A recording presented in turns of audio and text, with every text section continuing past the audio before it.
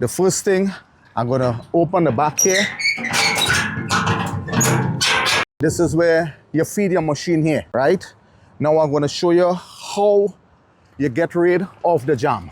The first thing you do is take out this foot in here.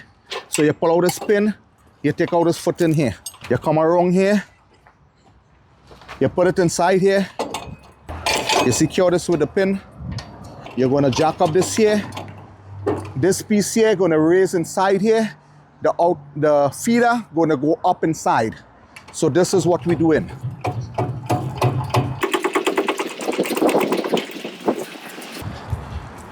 Right.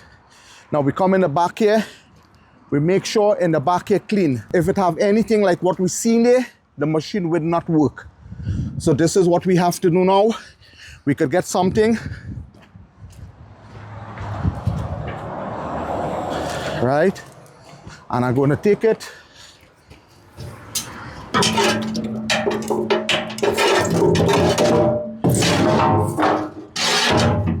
Right.